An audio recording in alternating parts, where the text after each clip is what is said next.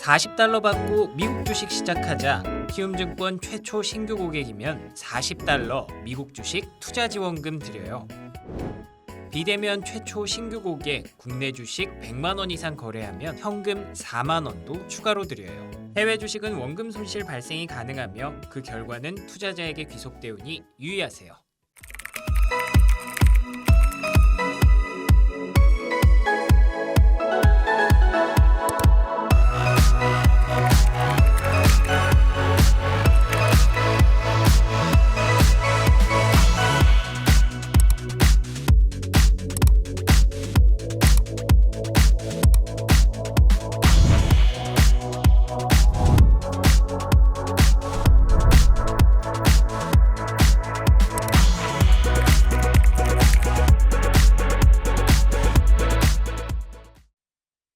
자, 월스트리트 모닝 브리핑 함께하고 있습니다. 저희는 평일에 오전 6시 30분부터 7시 30분까지 네. 어김없이 늘 여의도 오픈 스튜디오에서 생방송으로 여러분과 함께하고 있고요.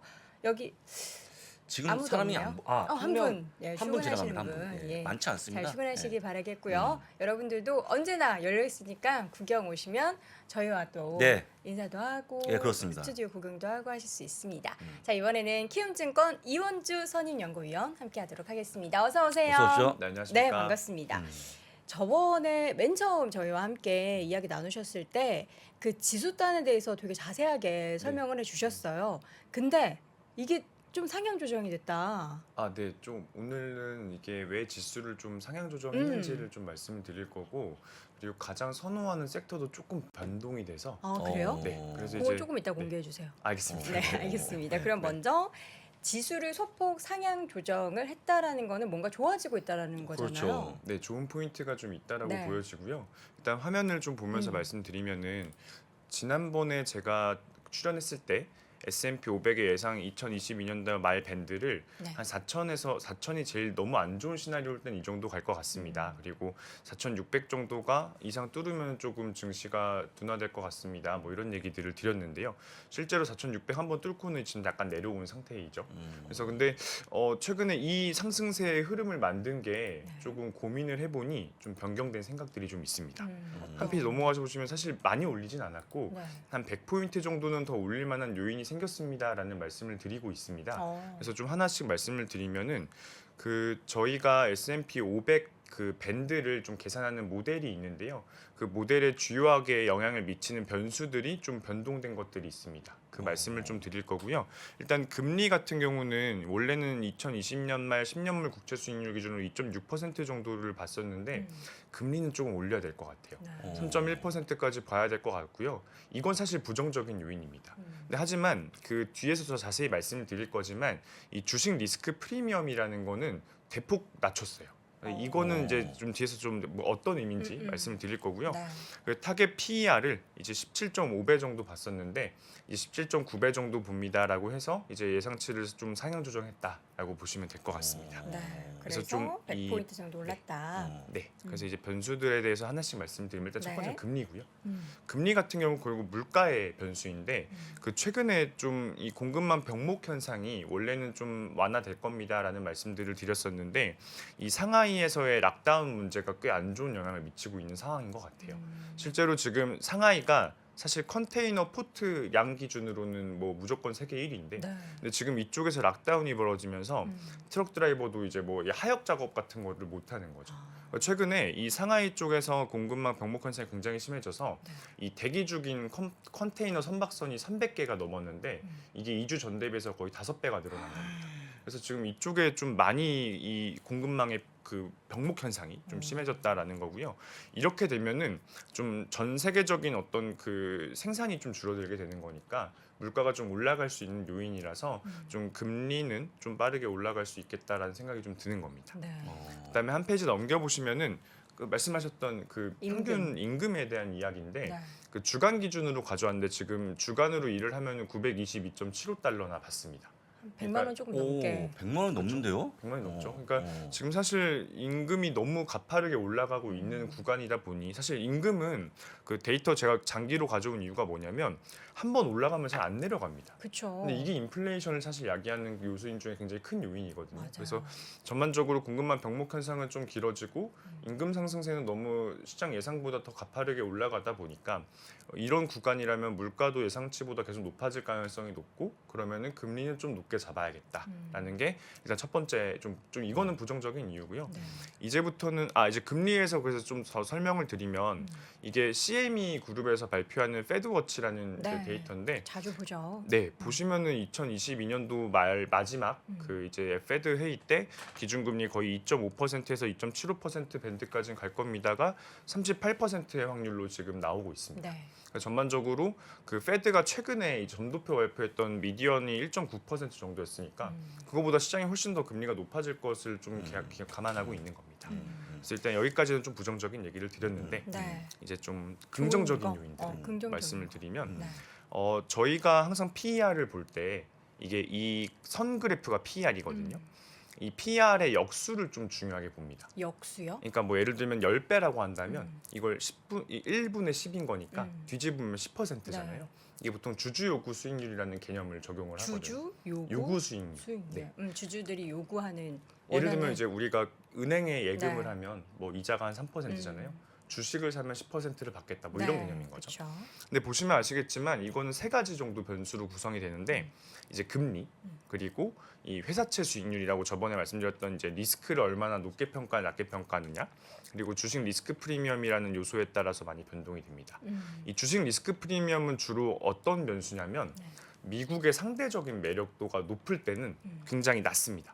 그래프를 보시면은 과거 이 아시아 외환위기 있고 이럴 때는 오히려 마이너스였고요. 네. 그리고 이 미국 주도의 세계화가 진행될 때 2007, 8년 금융위기 이전까지만 해도 거의 굉장히 낮은 수준을 기록하고 있었는데 그 2007, 8년 금융위기 이후부터는 사실 중국 주도의 성장이다 보니 이 리스크 프리미엄이 굉장히 벌어져 있죠. 이게 사실 최근에 이제 이 데이터만 따로 떼서 보면 한 페이지 넘겨보시면 지금 이 갭이 적어야 좋은 거군요. 이게 작아져야 좋습니다. 이게 이 밑에 빨간색이나 짙은 파란색이랑 같이 많이 붙어 있어야 좋은 거군요. 네, 맞습니다. 네. 근데 최근에 보시면 이게 급락하고 있어요.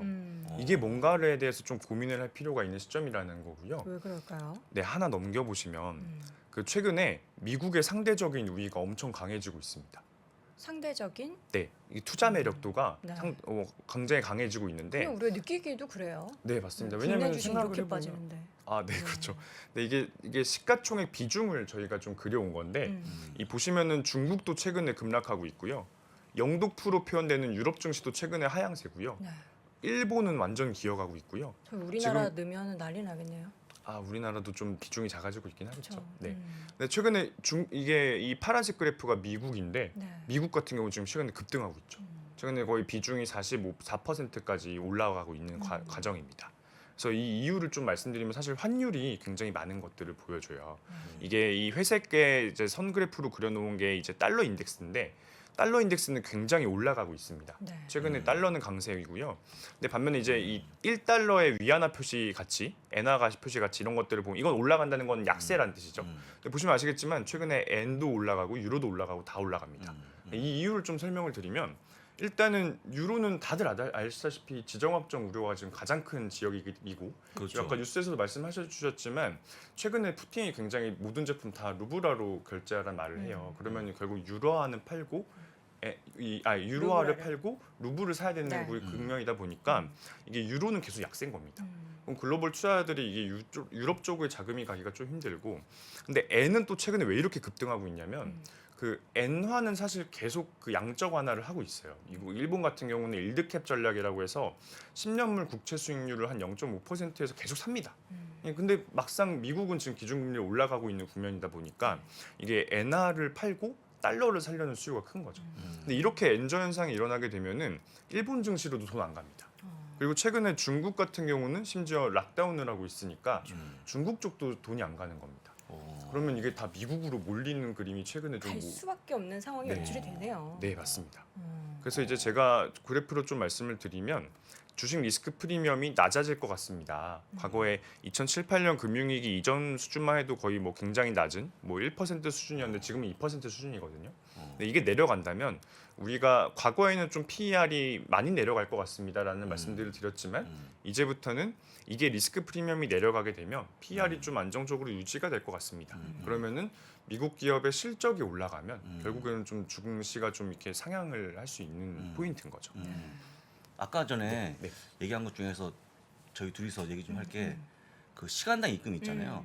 시간당 임금이 얼마나 올라가면 그게 인플레이션에 대한 악영향인지 얼마나 올라가면 오히려 소비 진작에 좋은 건지 그 포인트가 굉장히 중요해 보여요. 저는 아까 임금은 좀 올라간 거에 대해서 저는 좋은 소식으로 좀 뺐거든요. 네. 근데 위원님은 이제 나쁜 소식으로 좀 분류하셨잖아요. 아, 네. 그건 네. 약간 기업마다 사실 좀 차별화가 차이가 있죠. 예. 그렇죠. 일단 경제 전반을 놓고 보면 미국 GDP의 소비가 한 70%니까 맞아, 맞습니다. 임금이 올라가서 소비가 올라가면 좋습니다. 네. 그래서 그래서 저도 기업들의 좋거든요. 실적은 네. 좋아질 네. 겁니다. 근데 이제 근데 이제 기업들의 뭔가 가격 전가력이 없는 그런 기업들은 안 기업들은 좋아지는 힘들죠. 거고. 그리고 근데 전체적으로 보면 그러니까 실적은 올라가고 PER은 낮아지는 이슈죠. 왜냐하면 PER은 금리의 변수고 실적은 기업 임금과 소비의 변수니까. 그렇죠. 그래서 좀 전반적으로는 중립인데 이게 뭐 임금이 올라가는 속도나 물가가 올라가는 속도보다 기업 실적이 더 빨리 좋아지는 거면 이건 긍정적인 괜찮죠. 포인트인 거고 만약에 반대 경우면 이건 좀 부정적인 포인트인 거고 그런 거. 지금 속도가 좀 빠릅니까? 임금 올라가는 속도가? 아, 근데 좀 저는 빠른 것 같아요. 왜냐하면 워낙 인력 부족 현상이 심하기 그렇죠, 때문에. 그렇죠. 그리고 사실 이미 시장에 미국 기업 실적이 좋을 거다라는 기대치는 많이 반영돼 있긴 하거든요. 네. 좀 임금이 더 빠르게 오르는 구간인 것 같기는 해요.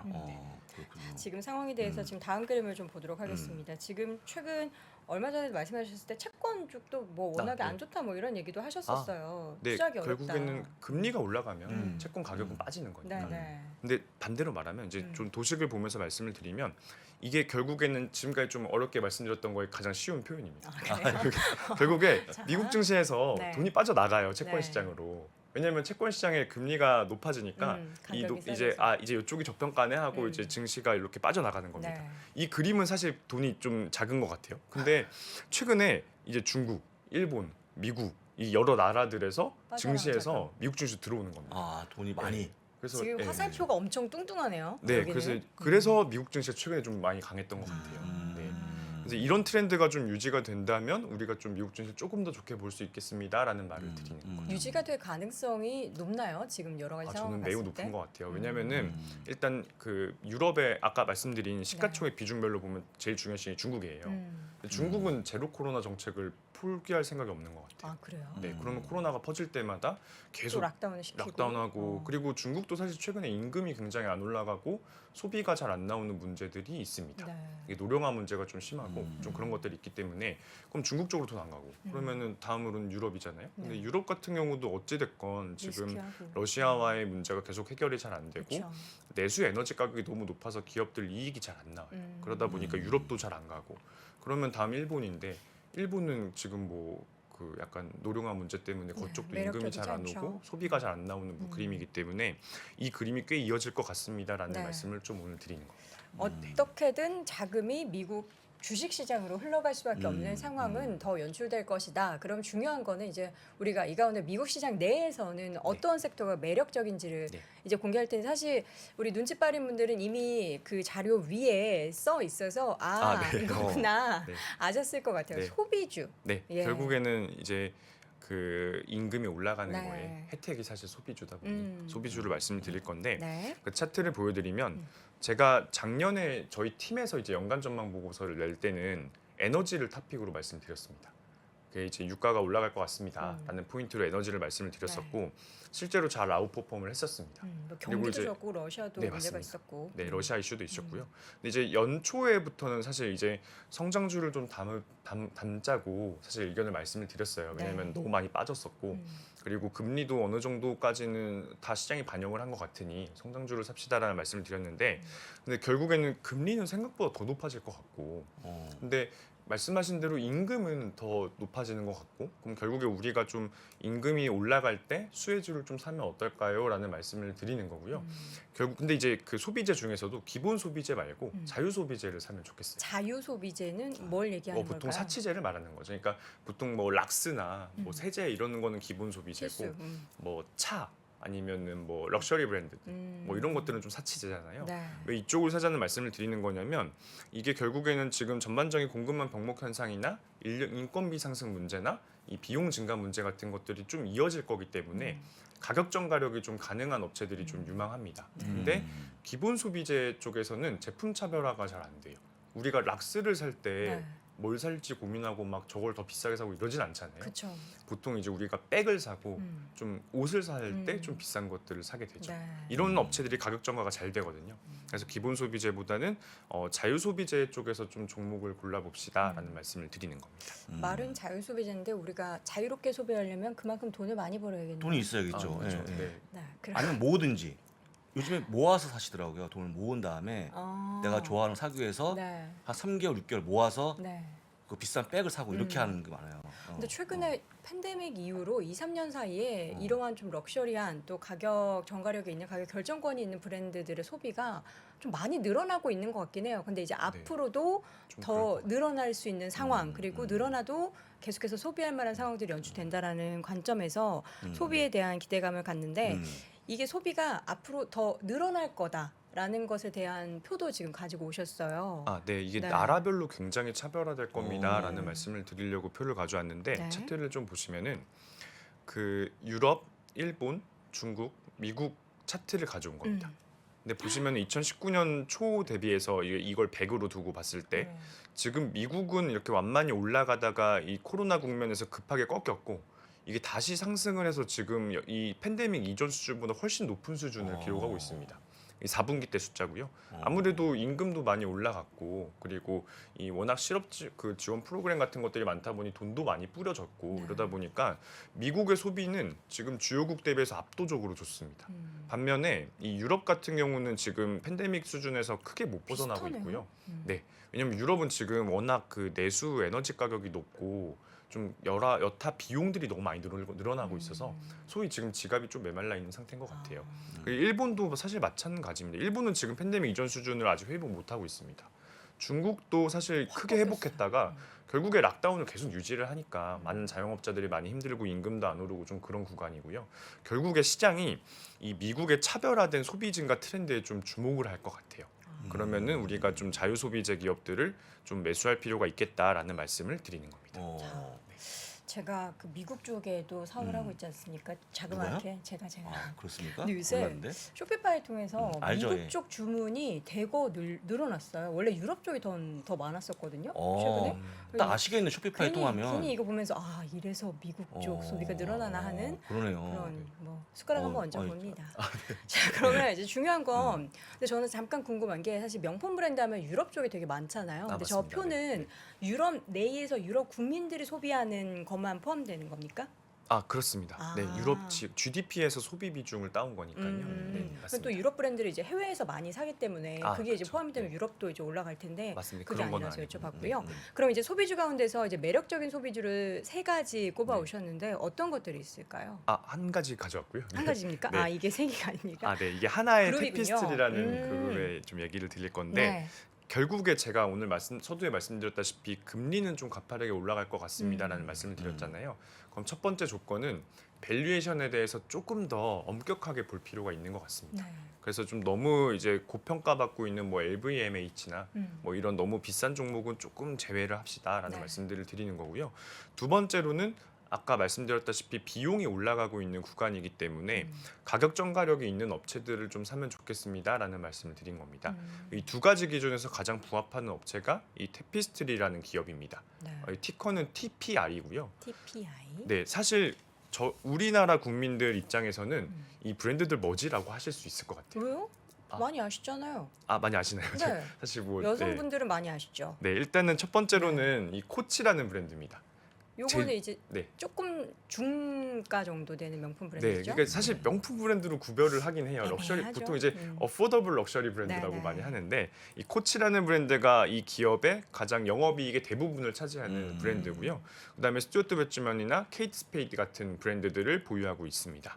그래서 한 페이지 넘겨 보시면은 그 결국에 지금 미국의 소비가 굉장히 늘어나고 있습니다라는 데를 말씀을 드리는 거니까 미국 매출 비중이 조금 높은 기업이 조금 유망할 것 같아요. 네. 근데 테피스트리 같은 경우는 이제 작년 이제 회계연도 기준으로 이 노스 아메리카가 62%의 매출 비중을 가지고 있고 이 그레이터 차이나라는 거는 이제 홍콩, 대만까지 포함한 그렇죠. 중국을 말하는 건데 이쪽 지역이 19%고 가장 가파르게 좀 성장하고 있는 지역입니다. 그리고 이제 아더라시아에 우리나라도 들어가는 거고 웨스트월드의 뭐 유럽이나 뭐 중동 같은 것들도 들어가는 거고요. 그래서 전반적으로 북미 매출 비중이 높기 때문에 미국 소비가 올라가는 트렌드에 굉장히 수혜를 받을 수 있습니다라는 말씀을 드리는 거고요. 네. 이게 아까 말씀드렸던 이게 결국 비용이 올라가니까 네. 좀 가격 전가력이 가능한 업체를 사야 됩니다를 설명하는 표인 건데 지금 팬데믹 이전 수준의 영업이익률이 15.7% 정도 됐었는데 네. 지금 21년 기준으로 벌써 18.8%예요. 그러니까 사실 이 기업은 가격을 더 계속 올렸으니까 네. 오히려 더 영업이익률이 잘 나오고 있는 상황이고요. 앞으로를 보더라도 이런 이 화물 운송 비용 같은 것들이 좀 늘어나서 이제 영업이익률이 좀 감소하는 부분이 있는 건데 이런 것들도 결국에는 이렇게 인건비를 좀 감축하고 가격을 좀 올리고 이렇게 좀 영업이익률을 유지를 할 수가 있는 기업이기 때문에 네. 심지어 소비의 수혜일 뿐만 아니라 비용 전가도 잘 되는 기업입니다라는 말씀을 드리는 겁니다. 네. 그래서 이제 항상 가져오는 네. PER 밴드 차트를 좀 말씀을 드리면 과거에는 13배 이상 항상 봤던 종목이었어요. 근데 이 코로나 팬데믹이 터지니까 네. 거의 뭐 5배까지 떨어졌었죠. 그래서 이때쯤 제가 보고서 써서 이제 좀 사야 됩니다라는 말씀들을 많이 드렸고 그리고 11배까지는 13배 레벨까지 갔다가 최근에 이게 리오프닝 기대감이었거든요. 근데 리오프닝 기대감이 작년에 생각해 보면 말만 계속 나오고 안 됐어요. 잘. 양측 소년이 됐죠. 네, 맞습니다. 네, 근데 최근에 진짜로 마스크도 벗고 네, 좀 맞아요. 리오프닝 기대감이 이제 나오는 상황이고 최근에 주가 하락은 아무래도 상하이 락다운 문제가 좀 있는 것 같아요. 왜냐하면 중국 쪽이 굉장히 성장 기대감이 있는데 이런 거 안 되니까. 근데 이제부터를 좀 고민해 보면 미국 진짜 리오프닝 왔고 네. 그리고 중국의 제로 코로나 문제도 빨리 해결되면 좀 주가가 빠르게 반등하겠지만 사실은 좀 기대감이 적다라고 생각을 해보면 그리고 지금 멀티플이 9배밖에 안 되니까 사실 금리가 올라가는 구간이 굉장히 마음이 좀 편하거든요. 네. 그래서 이제 이런 테피스트리라는 기업을 매수하면 좋겠습니다라는 말씀을 드리려고 나왔습니다. 어떻게 보면 이 코치 이런 브랜드 같은 경우는 미국 내에서 중산층들이 좀 많이 선호하는 그런 브랜드이기도 해요. 네, 맞습니다. 그래서 네. 이 관련한 종목이 최근에 다시금 이제 반등에 대한 기대감을 갖게 하는 소비주 중에서 이제 대표적인 종목 가지고 오셨는데 현재 주가는 36달러 선 기록이 되고 있다라는 점 함께 소개해 드립니다. 자, 이렇게 해서 미국 시장의 상단이 조금 더 높아지는 올라갔다는 그리고 거. 그 예. 배경에 있어서 소비주를 왜 주목해야 하는지 함께 확인해봤습니다. 키움증권 이원주 선임연구위원 함께했습니다. 고맙습니다. 고맙습니다. 네, 감사합니다. 아직도 미국 주식 투자 망설이고 있습니까? 이 미국 주식 좋은 건 알겠는데 아직도 망설이는 당신을 위해 미국 주식 분야 최장수 베스트셀러 미국 주식이 답이다 개정판이 출간됐습니다. 코로나19 이후 달라진 시장 트렌드, 2020년 이후의 유망 종목, 또 테마별 추천 ETF까지 한 권에 모두 담아냈습니다. 글로벌 투자의 중심으로 당신을 이끌어줄 미국 주식이 답이다 개정판 강의와 함께 보시면 더욱 좋습니다. 지금 전국 서점과 온라인에서 만나보세요.